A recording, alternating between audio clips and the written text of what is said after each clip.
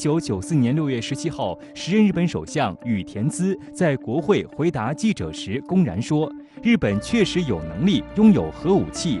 2016年，拜登担任美国副总统时也曾说，日本几乎有能力在一夜之间获得核武器。在无核国家中，日本是拥有核材料最多的国家，足以制造数千枚核弹头。日本的核电规模仅次于美国和法国。在长期的众多核电站运行中，产生了数量庞大的未耗尽核燃料。为此，日本制定了核燃料再生计划，以最大程度地利用进口的油。1992年，6所村核燃料再处理设施在日本青森县开始兴建。这个耗时20多年、投入超过210亿美元的项目，使日本具备了乏燃料后处理和长期储存的能力。从而使其拥有了向国际社会引进更多核原料的理由。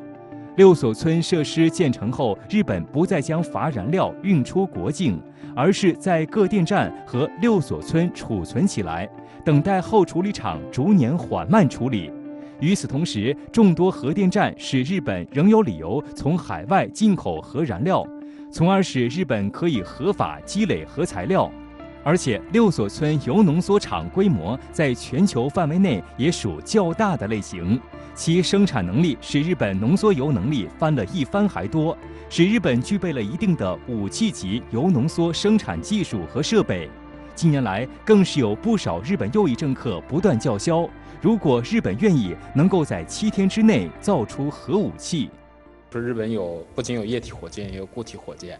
这个可能可以转化为这个导弹的这个技术，包括日本现在在研制这个短程的这个超高音速武器和这个日本的巡航导弹所以说投射能力上不成问题，然后材料上他们有高浓缩的这个核材料也不成问题所以从技术上来讲日本拥核在短时间的拥核，就是抛开那些国际形势也好，或者说国际上的限制。在短时间内，日本拥核是不成问题的。日本右翼和极右翼势力试图与美国进行核共享的想法由来已久。有评论指出，安倍晋三近日的表态不排除是日本政府利用安倍晋三前首相身份就拥核问题试水温。请教一下史先生，您对此如何看？这个还不是日本政府在利用安倍晋三前首相的身份在拥核问题上的试水温，而是安倍晋三试图绑架日本政府在拥核问题上的试水温。我们要看到日本社会呢是整体向右转的，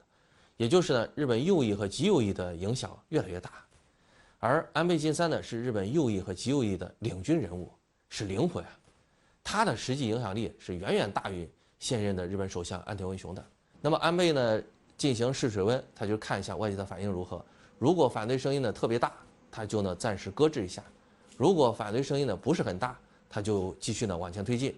最终呢和美国实现了核共享，也就是呢，让美国的核武器可以呢进入日本本土。那日本呢这么做，它的最终目的就是呢取悦美国，让美国放宽对日本拥核的限制。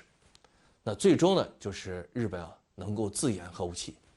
如果是这样的话，那将会呢非常可怕了。所以